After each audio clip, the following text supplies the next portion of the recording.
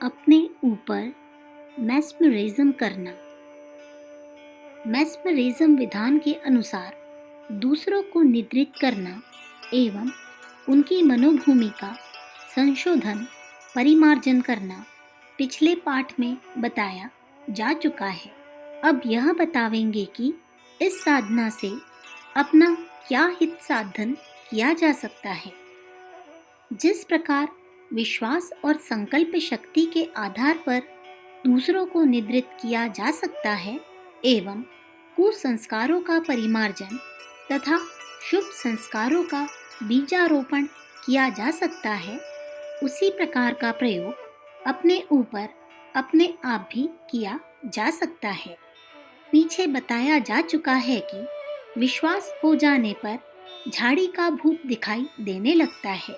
यह अपने आप अपने पर अनजाने में मैस्मरिज्म प्रयोग है।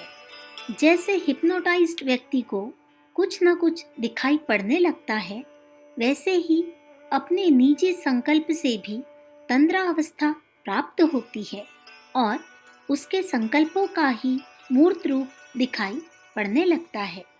कहते हैं कि एक ग्रामीण व्यक्ति किसी साधु के पास गया और कहने लगा, मुझे योग साधना सिखा दीजिए। साधु ने सरल स्वभाव से उसे श्री कृष्ण की मूर्ति का ध्यान करने को कहा। ग्रामीण ने प्रयत्न किया पर उससे वह ध्यान न हुआ। तब साधु ने उसे दूसरा ध्यान बताया, वह भी उससे नहीं हुआ। इस प्रकार हर बार वह विफल होता गया। अंत में साधु ने उसे बताया कि जो वस्तु तुझे सबसे प्रिय हो उसी का ध्यान कर। ग्रामीण को अपनी भैंस सबसे प्रिय थी। वह भैंस का ध्यान एकांत कुटी में बैठकर करने लगा। कुछ समय बाद साधु ने उससे पूछा कि बच्चा, क्या होता है? कुटी से बाहर निकलकर अपना हाल बताओ। ग्रामीण ने कहा, महाराज, अब तो मैं भैंस ही हो गया हूँ। बड़े बड़े सिंग उपज आए हैं, कुटी से बाहर नहीं निकला जाता। साधु उसकी सफलता देखकर प्रसन्न हुआ और उसे बाहर निकालकर सच्चे ध्यान में लगा दिया। यह स्वयं सम्मोहन क्रिया है। दूसरों को हिप्नोटिज्म करके उसे यह अनुभव कराया जा सकता है कि वह मनुष्य नहीं, हाथी है। इसी प्रकार अपने आप अपने ऊपर हिप्नोटिज्म करके भी लोग कुछ का कुछ अनुभव कर सकते हैं। सच पूछा जाए तो दुनिया के अधिकांश लोग स्वसम्मोहन क्रिया द्वारा अर्ध मूर्छा में डूबे रहते हैं और कुछ का कुछ अनुभव करते रहते हैं।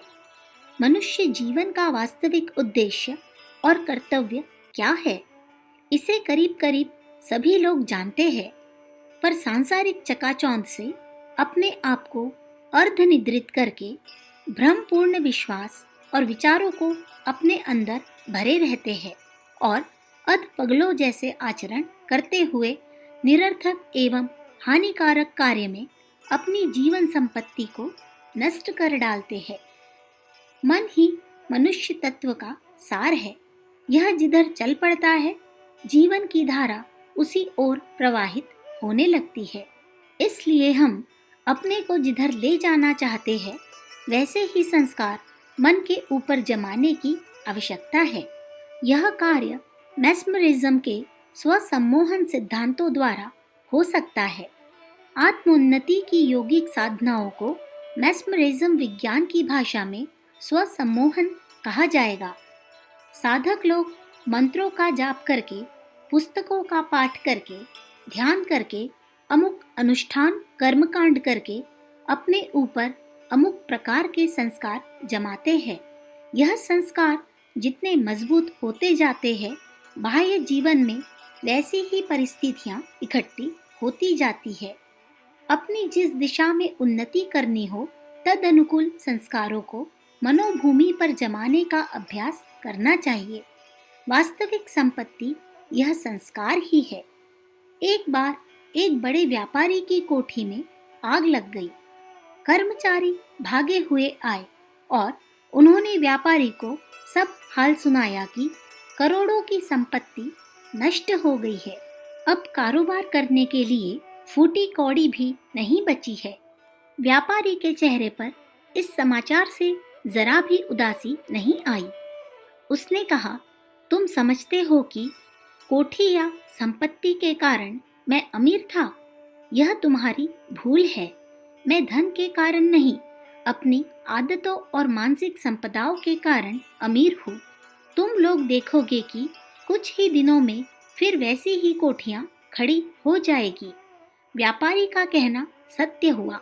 सब कुछ नष्ट हो जाने पर भी उसने प्रयत्न किया और थोड़े ही दिनों में फिर पहले जैसा अमीर हो गया। लोग बड़ी भूल करते हैं जब यह कहते हैं कि हम परिस्थितियों के गुलाम हैं। वास्तव में हर मनुष्य अपने भाग्य का स्वयं निर्माण करता है। जिसकी जैसी मनोदशा है उसे तद अनुकूल परिस्थितियां प्राप्त होकर रहती है। नीचे कुछ ऐसे अभ्यास बताए जाते हैं जिनको करते रहने से स्वसम्मोहन सिद्धांतों के अनुसार अपने मन के ऊपर स्वयं प्रभाव डालकर उसे नियत दिशा में चलने के लिए प्रेरित किया जा सकता है और तद अनुसार इच्छित परिस्थितियां तथा वस्तुएं प्राप्त हो सकती है। पहला, आरोग्य प्राप्ति के लिए एकांत कमरे में पद्मासन में बैठो या आराम कुर्सी पर पड़े रहो। चित्त की चंचलता छोड़ दो और सारी मांसपेशियां तथा नाड़ियों को ढीली करके शरीर को शिथिल हो जाने दो। शिथिल हो जाने पर धीरे धीरे एक लंबी सांस खींचो और फिर उसी प्रकार धीरे धीरे छोड़ते हुए सांस बाहर निकाल दो।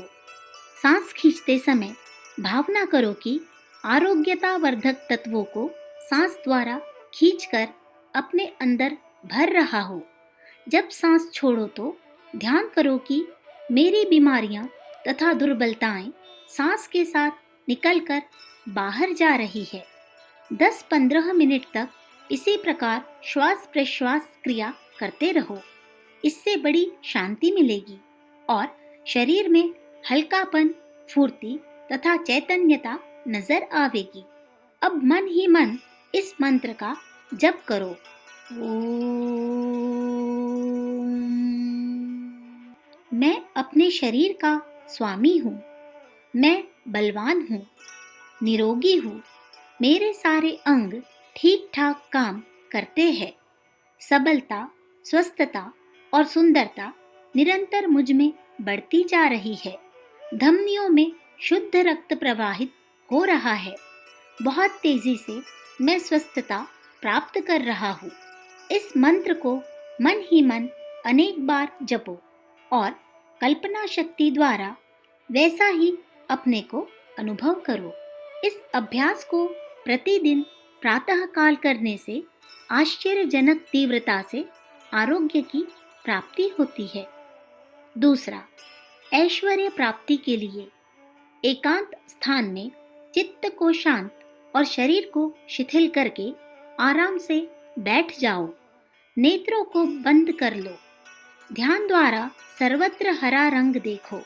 आकाश, भूमि, सूर्य, नक्षत्र, मकान, पेड़, पहाड़, नदी, जीव जंतु सबको हरे रंग का देखो। चारों ओर हरा ही हरा अनुभव करो। यह हरे रंग की भावना जितनी अधिक देर तक, जितनी दृढ़तापूर्वक जमाए रहोगे उतना ही अच्छा है। मनोविज्ञान शास्त्रियों का मत है कि हरा रंग धन, वैभव और सफलता का प्रतिनिधि है। शुभ कर्मों में हरे रंग को प्रधानता दी जाती है। हरे रंग के बंधनवार और तोरण विवाह शादियों में बांधे जाते हैं। चूने में हरा रंग डालकर कमरे पुतवाए जाते हैं। इसमें वैभव वृद्धि का रहस्य छिपा हुआ है। हरे रंग का ध्यान करते हुए शिथिल मन और मस्तिष्क से इस मंत्र का भावनापूर्वक मन ही मन जप किया कीजिए। मेरी सत्ता में अमित रिद्धि सिद्धियां समाई हुई है। अब मैं अपनी प्रबल इच्छा शक्ति द्वारा वैभव की कामना करता हूँ और विश्वास करता हूँ कि अत्यंत शीघ्र मेरे ऐश्वर्य की वृद्धि होगी। मुझे इच्छित वस्तुएं तथा परिस्थितियां प्राप्त करने में सफलता प्राप्त होगी। मैं अपनी संपूर्ण शक्तियों के साथ वैभव प्राप्त करने में लगा हूँ। इसीलिए यह निर्विवाद निश्चित है कि मेरी मनोकामनाएं पूर्ण होकर रहेगी। इस मंत्र को श्रद्धापूर्वक प्रतिदिन जपना चाहिए। तीसरा, मानसिक शक्तियों की उन्नति के लिए उपरोक्त रीति से एकांत स्थान में बैठकर दोनों भ्रुकुटियों के मध्य में त्रिकुटी स्थान में नेत्र बंद करके ध्यान जमाना चाहिए और चंद्रमा के समान सुनहरी तथा शीतल प्रकाश ज्योति का ध्यान करना चाहिए और मन ही मन इस मंत्र का जाप करना चाहिए। मेरा मस्तिष्क स्वस्थ तथा सबल है। मेरी बुद्धि तीव्र होती जा रही है। विचार शक्ति, निर्णय शक्ति, परीक्षण शक्ति, कल्पना शक्ति आदि अनेक मानसिक शक्तियां बढ़ रही है, विकसित हो रही है। मैं धीरे धीरे बुद्धिमान बनता जा रहा हूँ। बहुत शीघ्रता से मेरा मानसिक विकास हो रहा है।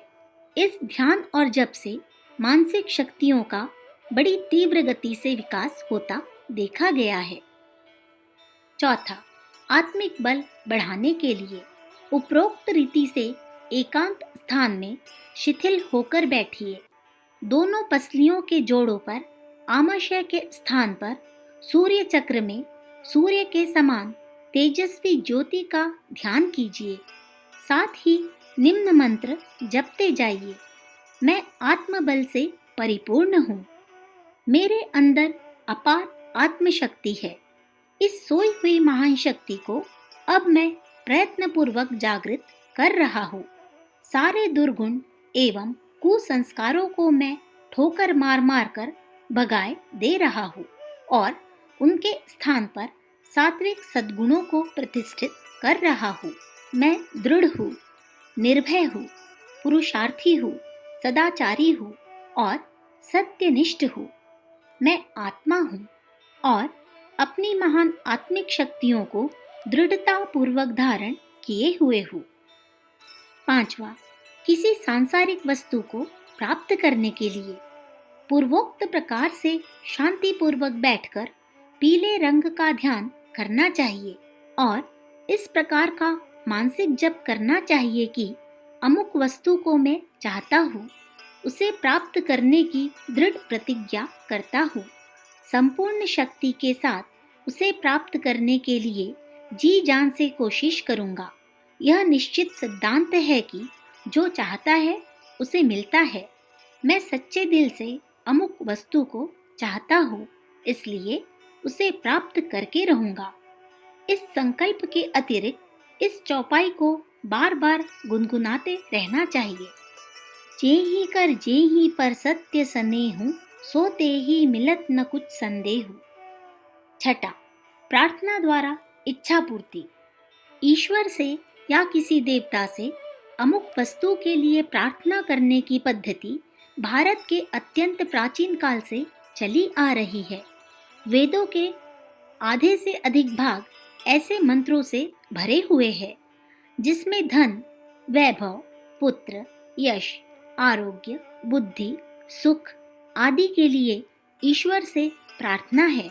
ऐसी प्रार्थनाएं करना मैस्मरिज्म सिद्धांत के सर्वथा अनुकूल है। प्रार्थना से दो बातें होती है। पहली, अपनी आवश्यकता का बार बार स्मरण आता है जिससे उधर रुचि तथा लगन बढ़ती है।